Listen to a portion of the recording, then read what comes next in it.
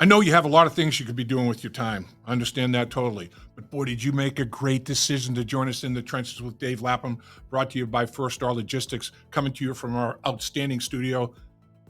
Boy, you made a great call because we have Chris Sims.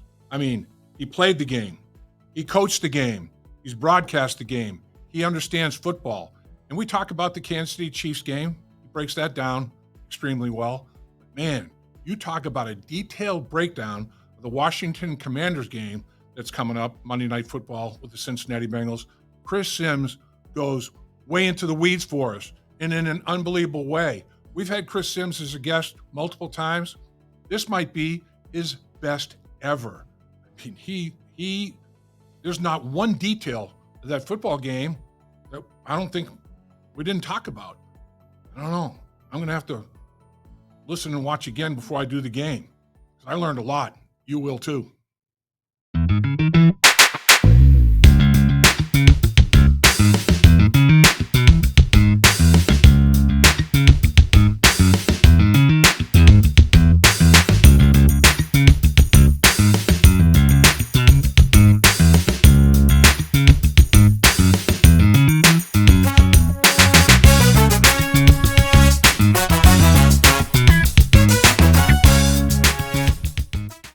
What a great decision you made to join us today in the trenches with Dave Lapham, brought to you by First Star Logistics, coming to you from our brand new studios that are second to none.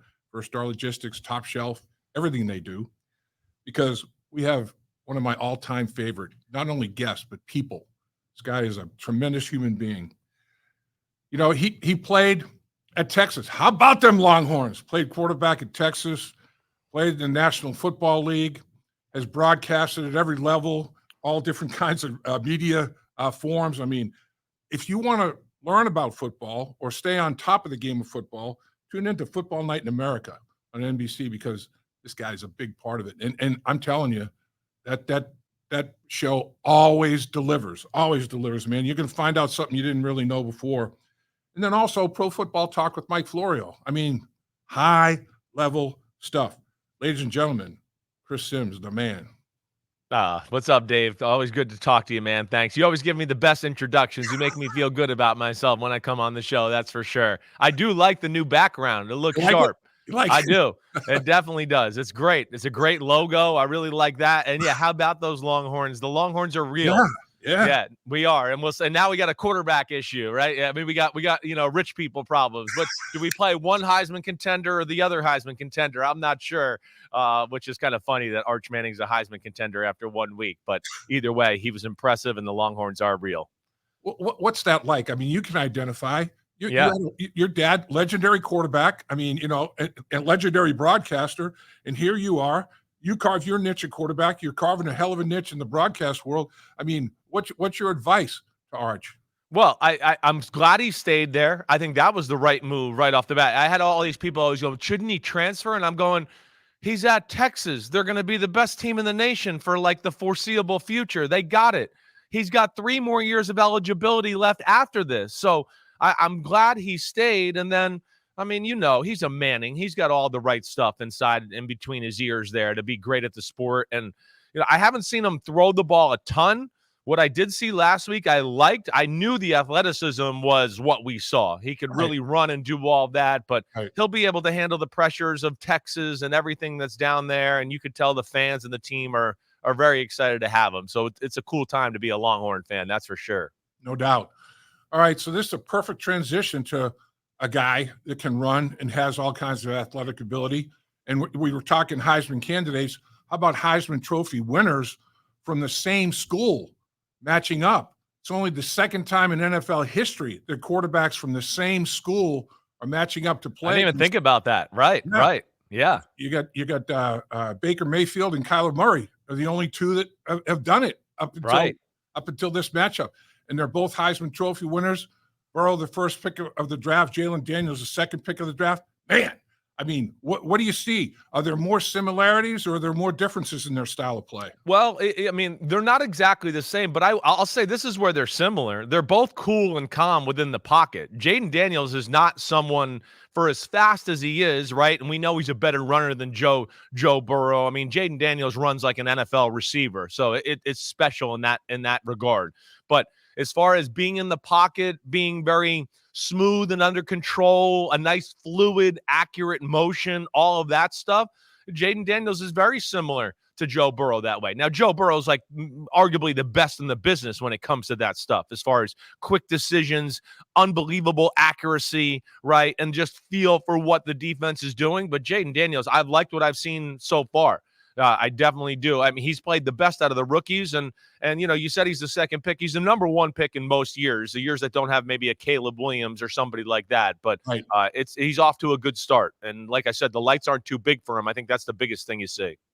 I'm a lineman. What do I know? But just watching him throw, you as Yeah. a former quarterback, that over the top motion he has, man, he's got a really pretty throwing motion. It's fluid. He's a natural thrower, and it's tight. It's not a lot of wasted motion, right? The arm doesn't go everywhere. He's got great control of the ball. He's got really, really good mechanics, and because he's so tall and long, to your point, his ability, and I value this when I evaluate guys in the draft. He can throw over the line of scrimmage, so people in his face, 6'5" defensive tackles. He's still tall enough and with that release to just go, wait, I can still see down the field. I don't need to move or find a hole or a window.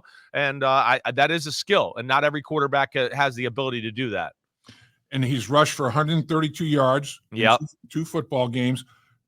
Second amongst quarterbacks, of course. Again, pretty good guy, runs the football over there in Baltimore. I mean, he's Lamar's pretty good. There's no doubt about that. But he's averaging over 5 yards a carry, and he's got 2 rushing touchdowns. He doesn't have a touchdown by passing the football yet, but also he doesn't have an interception either. I mean, he is careful with it, right? Yes, that's it. I mean, he sees the field well, and I think that's the benefit of him being in an offense that was very similar to the one he was in college, where he's comfortable there. He knows where to go with the ball. Certainly better than guys like Caleb Williams and Bo Nix right now. He looks a lot more comfortable in decision-making and fail-safe plans and whatever else. The running is impressive, like you said. It's the get out of Dodge or get out of jail free card that he's got. Things aren't open, whatever. I'm getting out of here. See you later. And he's really good at that. He's done it maybe a little too much for my liking. I feel like they've had to depend on that a little too much.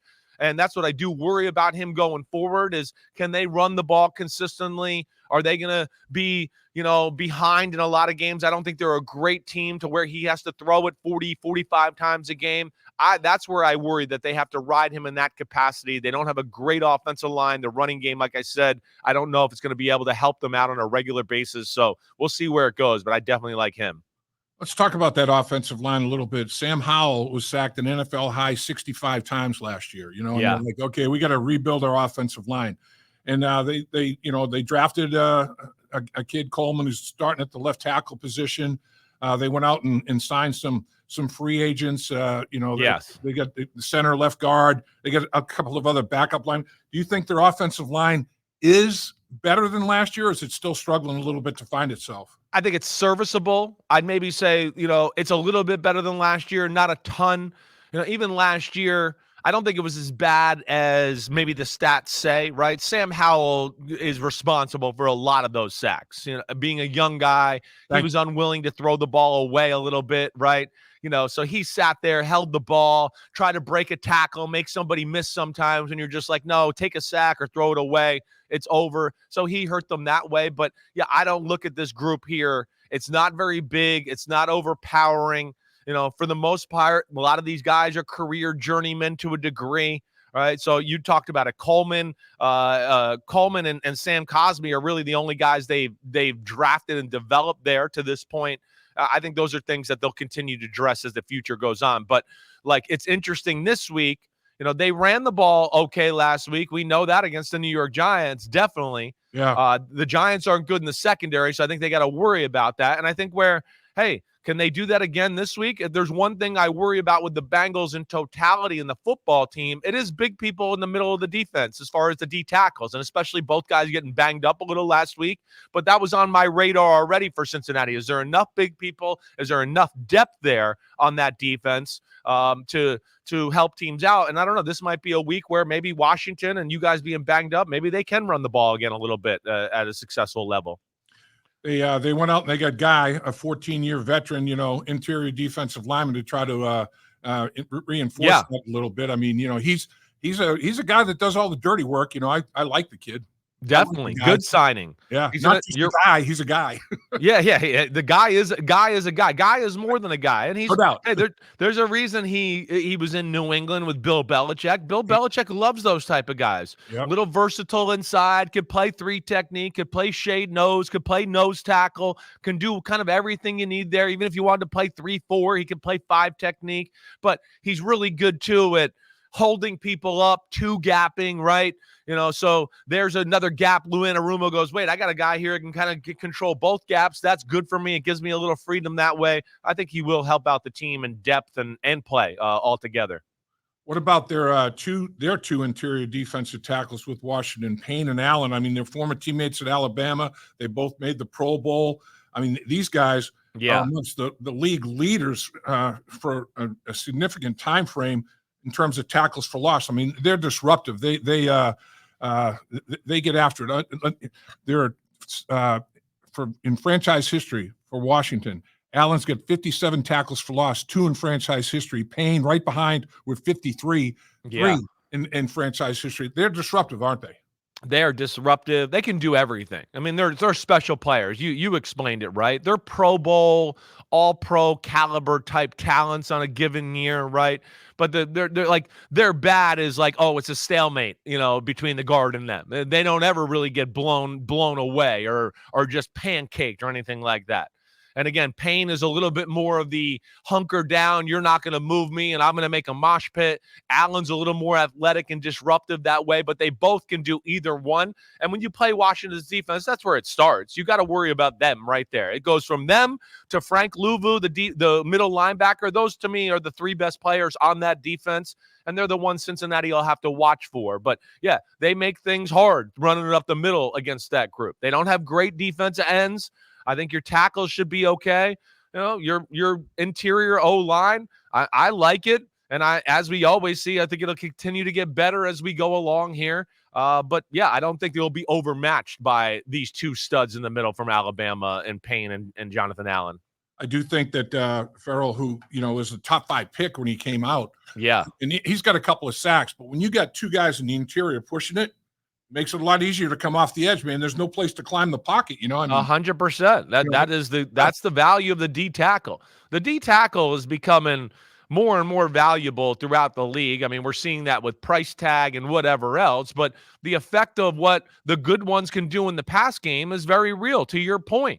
I mean, again, when I was playing quarterback, I was more annoyed by the big D tackle that was pushing my center and my guard in my face all game long than I was, Julius Peppers keeps, going right by the edge of my ear here, right? Like you said, you could step up. You can kind of feel that. The other ones, it's hard when it's in your face. It's one, it takes your vision away. Oh, wait, now I can't really step into the throw, right? There's that aspect of it. So it disrupts a lot. And yes, it limits the places you can move within the pocket. And that's where, like, hey, you're seeing Dexter Lawrence of the Giants, Quinnen Williams, those type of players. That's what they do. They add great value there. And we'll see if the Bengals O-line can, make Joe feel comfortable this week and be able to step up in the pocket and make some throws down the field. Because I think there are plays to be had against a secondary in Washington that I don't think is very talented. And I don't think they do a whole lot on that side of the ball either. So if Joe has time, I expect the Bengals to move the ball on this Washington defense. And Forbes is undergoing thumb surgery. He's not gonna, he's not going to be back there. So I he was one of their better guys. And the other guy in the interior, they draft Newton. Newton, they had him projected as a first rounder. He's there at 36. They're like, hey, we're taking the best player available. And now you got a 3-person defensive tackle potential rotation that is as good as there is, man. Definitely. And they're one of those where on first and second down, guys like Jonathan Allen could play defensive end. I mean, they can do that where he could play strong side D end, right? Take on the tight end, tackle double teams, do all of that to where they have the ability to be really stout. Newton was really good. Like he was a fringe first rounder for me in my evaluation. He's athletic. There's some things he's got to work on in his game, but regardless, I think to what you're saying, a big guy who can move like that, you get in the NFL, you get coached. There's value in those people. And they have the potential of having a pretty good 3-man rotation there for sure. They had 9 rookies make their football team. 3 of them are starting offensively, including the quarterback, Luke McCaffrey, and the left tackle, Coleman. Yep. And then defensively, they've got a nickel corner, that's starting for them as well. Yeah, from Michigan, Mike Sainmer still. He's a very good player. He is. And then they had 3 college free agents, make it as well, and they're making contributions on special teams. So they're in the process of an overhaul. There's no doubt. And right. a lot of the veteran guys they signed a 1-year deals. They only had a couple of guys they gave, multi-year deals. It's like, you got to show me something to come back for a little bit, another bite of the apple. So they're in an interesting process right now. But do you like McCaffrey? Do you like him in the slot? I mean, he's made for that, right? I wasn't shocked when he got drafted in whatever it was, the 4th or 5th round there. I was like, well, this is one of those guys where, yeah, we're not going to be wow and, oh, this is sexy, but he's made for the NFL. There's a niche for these guys right now, right? With the slot guys, really quick, twitchy guys, can get off the line of scrimmage, then can read the coverages on the run, make so many times, the slot receiver has to read the coverage and, oh, it's too deep, I break in. Oh, it's 1, I got to go break out. Routes and rules change according to that. And that's where he's smart in his IQ, let alone he's got some physical ability to go with it. I like, their receiving core. They got something there for sure. If Jayden Daniels has some time and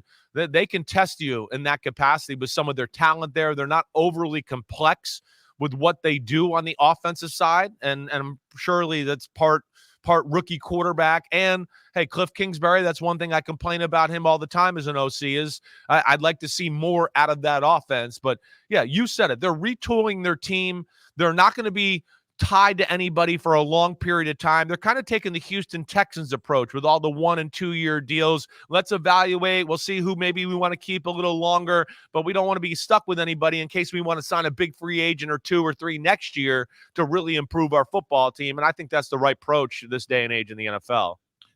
So they got a new owner, Josh Harris. Yeah. General manager, Adam Peters. New head coach, Dan Quinn. He comes from Dallas. He brings his Kingsbury, he had a relationship with him. Joe Witt Jr., though, his defensive coordinator was in Dallas as a coordinator of the passing game. He brings him with him. He brings a couple of other defensive players, to help. He got Armstrong and Fowler to commit and come from Dallas. He basically, rated a division rival, new offensive coordinator, new defensive coordinator. I mean, this football team is in the process of gelling. It's a good time to get them. I think they're going to find themselves at some point during this season. I think they're going to be a snootful. I hear that. I mean, they got some things there to go, hey, they're going to be a pain in the butt. I think that's for sure. Dan Quinn's going to change the culture there as far as them flying around and being physical on defense. And even though there's not a lot of game breakers other than that defensive tackle, there's a lot of those defensive tackles. There's a lot of good. There is. And then like we talked about with Jayden Daniels' running ability, Terry McLaurin's a big play receiver. Yep. They have some aspects about their game that, hey, I don't care who you are. The NFL, you could be the Chiefs, you could be the 93 Cowboys, whatever. You come to play and you're asleep a little bit for a quarter or two, even against a team you're better. Yeah, they got enough guys over there, Jimmys and the Joes there, that can make plays and make things interesting if the Bengals aren't on their A game. Yeah, Robinson's averaging 6 yards a carry running the football. He's a beast. He is. He is. And he can catch it out of the backfield as well. And then they have, I think, one of the most versatile guys in the NFL in Eckler. I mean, that guy, he's an all-pro in 2022 for crying out loud. You don't have to go back very far to find some excellence there. Exactly. I do. I think this team is an interesting football team to follow. And then special teams, heck, I mean, I think Way is 2-time Pro Bowler, longest tenured player on the team. I think he's a heck of a player. They beat the Giants. They scored 21 points. You think, 3 touchdowns. No, 7 field goals. Yes. The opponent scores a couple touchdowns, you don't score any, and you win the football game. I mean, that's a crazy one. It was crazy. It was unfortunate. Me as a Giants fan, the Giants missed their, didn't have their field goal kicker. Yeah. So they couldn't kick extra points at the end of the football game. There they are in easy field goal territory to go ahead in the football game. They have to go for it on 4th down. Malik Neighbors drops the ball. He played phenomenal. So yeah, they're going to play hard. I mean, that's one thing you can count on with the Dan Quinn coach football team.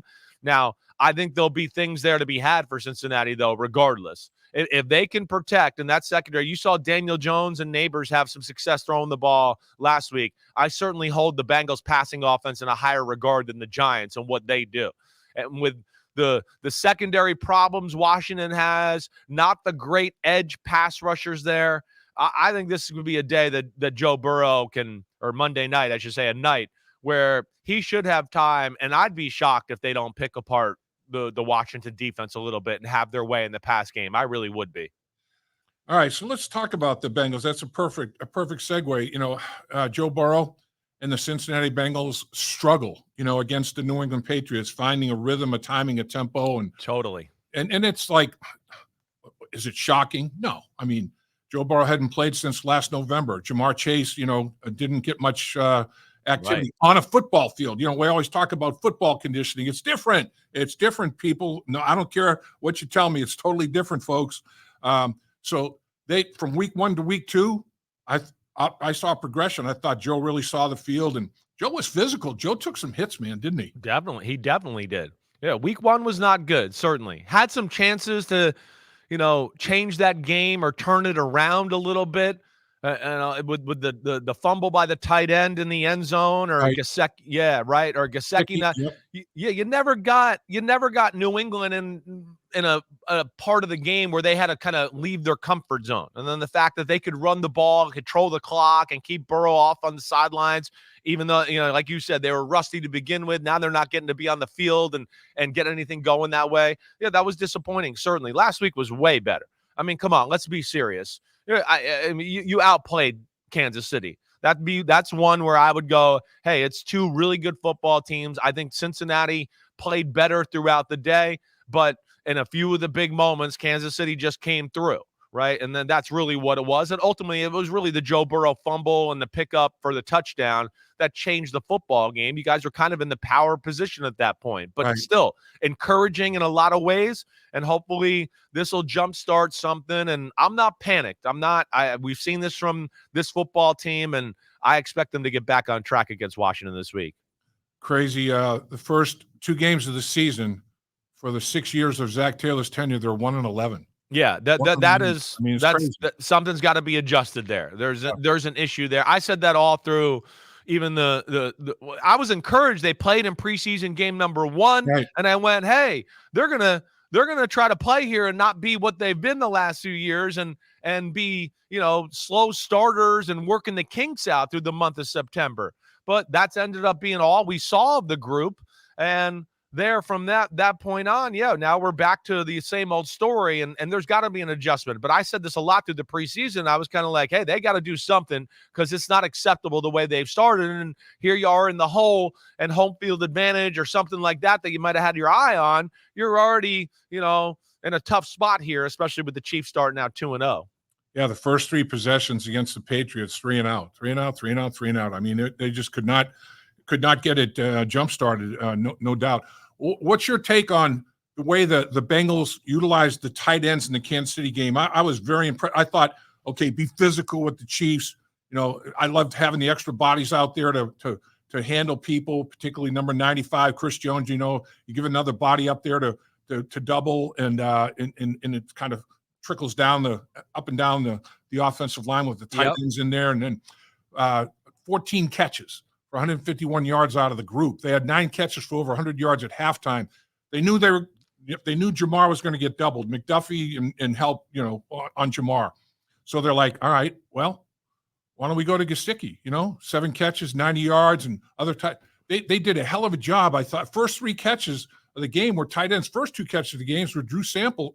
So I thought, again, this game always becomes an instant classic, you know? And it's not only how the players match up against each other, but the chess match amongst the coaches is fascinating too. Definitely. I mean, hey, no T. Higgins, right? Jamar Chase, is he totally back hitting on all cylinders? No, probably not. So you got some tight ends that are damn good, Yep. right? They're versatile in all aspects. So let's feature them a little bit. I think the other aspect of that probably is tight ends on the field more times than not kind of simplifies a defense to a degree, because you get scared of like over blitzing or doing something crazy because wait, it's two tight ends and now they might we might blitz here and the tight ends might be here and oh no, now we're overpowered and we got a huge gap, whatever it is that way. But I like that aspect of the offense here until T. Higgins gets back and Jamar Chase is clicking on all cylinders. Now, can they start to run the ball off of that? That's the next aspect that I'd like to see. But yeah, these tight ends they're mismatch nightmares. They are, and they're the type of guys that I think if they continue to go and throw the ball this way, where hopefully they can get teams into a bind like we talk about sometimes with other teams of, oh wait, they got two tight ends in the game. All right, we need to get an extra linebacker in the game. Let's stop the run. Boom, boom, boom. Oh, no, wait, now they're spread out and the shotgun, and they got these tight ends out in space, and our linebackers aren't going to be able to cover them that way. And I think that's something that could be a nice little wrinkle for this Cincinnati team as they go forward. Yeah, to your point, I mean, when I saw all those tight ends out in the football field, Spags went soft shell. You know, I mean, he went soft shell coverage, and you're right. I mean, there were big areas to take advantage of, and then of course, you know, you got to. He's going to make some sort of adjustment. You got to as well. But at the beginning of the football game, I think that tight ends, you know, when they had multiple tight ends out there, got him on his heels a little bit. You know, I mean, that was definitely the first blow. That was the first shot. And I'll tell you, Chris, man, you hold the Kansas City Chiefs to 1 for 8 on third down, 12.5%. You hold Travis Kelce to 3 targets, 1 catch for 5 yards, and you lose the football game? Man, and Mahomes 151 yards and 44 of them on a touchdown pass to Rice. And, you know, Cam Taylor-Britt, I think, kind of thought, the ball's not coming my way. He turned, oh, man, here comes the ball. And he almost made a one-handed play on it. And then later, he makes that one-handed interception. What'd you think of that play? Yeah, well, it was a phenomenal throw, right? Rashee Rice is their go-to guy now in Kansas City. He will be the number one target all year, more than Travis Kelce, right? I mean, Travis Kelce is coming to the end to a degree. But yeah, you got to be encouraged with what the defense is. I mean, Lou Anarumo's got a great feel for the Chiefs and their attack and how they like to play. That is, you know, you can't argue that. And you saw that once again. But where the Chiefs are crazy, and they do this a lot, where teams can beat them with stats and yards and all that, but you guys kick 4 field goals, they kick 2, they score touchdowns, right? That's the Chiefs. They can look ugly, but they make all the big plays at the big moments of the football game, and that's part of their magic. And you guys got some of that too, but maybe not quite to their extent right now. And hopefully you can gain that and get that. And we've seen you get that before as the season goes on here. You make a great point. The Bengals left 8 points on the field in the red zone. The Chiefs left 4. I mean, exactly right. Yes. We saw a lot of games this week where the team with less yards didn't win the football game. The team with less yards won the football game. Excuse me. Right. There was a number of games like that. But in all those games, again, you know this, other than turnovers, explosive plays are the number one thing that dictates who wins a football game. And some of those teams with lesser yards, made explosive plays that ended up being touchdowns, where, you know, some of these other teams, explosive plays, but we fizzled out on the 15-yard line and had to kick a field goal and do all that. Getting in the end zone is another story in the NFL, as you know, and you got to be either be good in the red zone or be able to strike outside the red zone. And the Chiefs have a little bit of both, of course. You're right. The third down problems that the Kansas City Chiefs had were neutralized by the red zone efficiency and the turnover touchdown. Exactly right. Unscripted, unconventional score, man. It makes up for a lot of ills, you know. It definitely does. There's no doubt about that. And you know, their defense, as we know, has been great the last few years. It's taken a few shots here between the Ravens and the Bengals. We'll see where they go. Kansas City. I still think it's one of the better defenses in football. They've just played two damn good teams in the Bengals and the Ravens. Let me ask you, Chris. The Bengals 8 penalties, 79 yards. That's that's uncharacteristic. I mean, they had 2 penalties for 10 yards in the opener. That was like a silver lining. But some of the penalties were so crucial, none more so than Dejon Anthony, being called for that interference on 4th and 16. And you hate to see a 4th and 16, a play like that, a bang play, decide a football game. And the official was hesitant. I mean, the flag didn't come out right away, and he's on the Kansas City sideline, and they're screaming at him. I mean, they're chirping, man. And then the flag comes out. And I thought initially, boy, did both players go up on an angle to make a play on the football at the same time? I would have been like, wow. But it was vertical. And then, I can't argue the call. It was it's a tough one. Yep. That's a tough one. It is. I think the ref has probably the same feeling you do. I don't really want to throw a flag in this moment and be this guy, right? But that's the problem with Mahomes. He gets out of the pocket. He buys time. He lets people now separate because you can't cover forever. And then he throws a ball like that. And I'm one, listen, I'm pro defense. If you ever watch the game with me, I think the rules have gotten like crazy. Fingernails touch receivers. It's pass interference. Fingernails touch a quarterback. Roughing the passer. Like, get the hell out of here. It drives me crazy. But I'll say with that one, I did not have a problem with that. I thought that was, pretty clean to see, and the contact was definitely there before the ball got there, and I think the refs got it right, and it's just unfortunate for the Bengals there. In the same play, Zach Carter, interior pass rusher, I mean, he gets bear hugged, and then they grab his jersey. I mean, it stretches like a foot, and it's like when you see claw stretch, normally official throws a flag, but that umpire probably like, 4th and 6, let this play out. This could be the last play. I don't want to call a holding. There could have been. We probably missed a bunch of holding calls during the course of the game. And they probably did, when you study the film and just break it down looking for that. Definitely. Man, that one was like, whoo, man. I mean, he undressed him, and got away with it. That was kind of amazing. It's probably one of it's the least called penalty that happens in football right now. The defensive linemen are so good.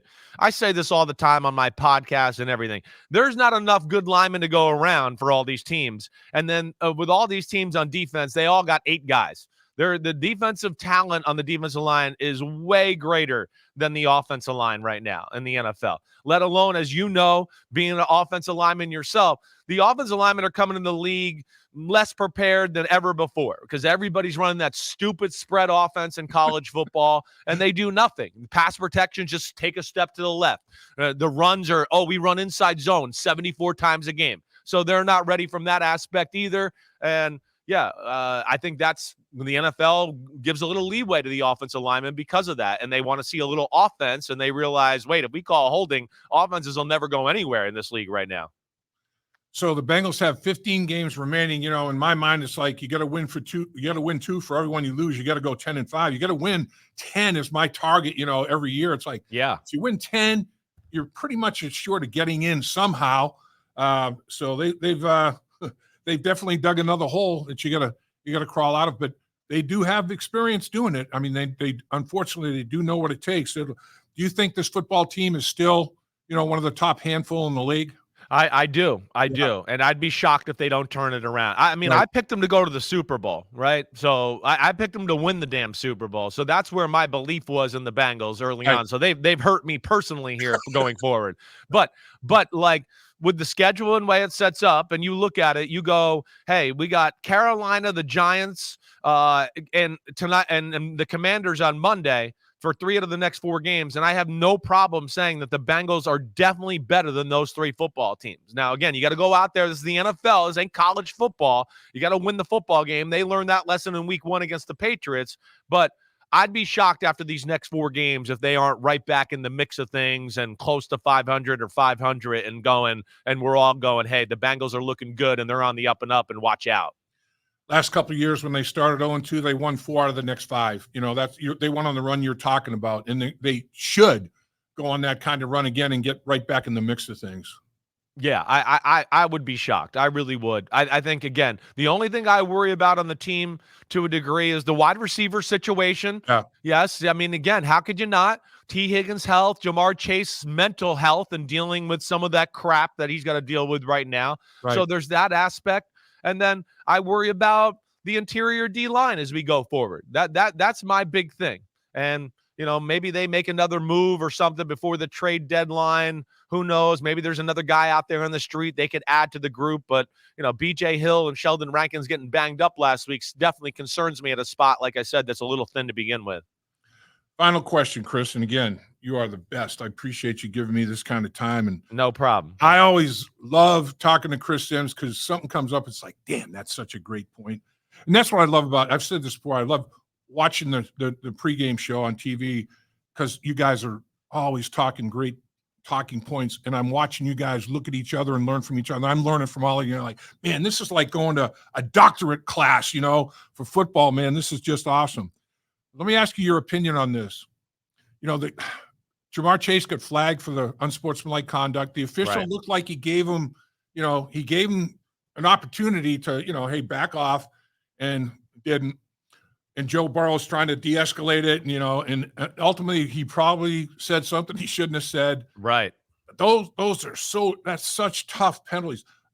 What's your take on it? Should the players, is it on the player to, not blow your cool, or is it on the official to say, I understand he might be, I'll try to let him calm down more. Where do you fall on that? Well, I feel the referee is going to take it. He understands the emotions, right? So I think there's a point of demarcation of where you can't cross it.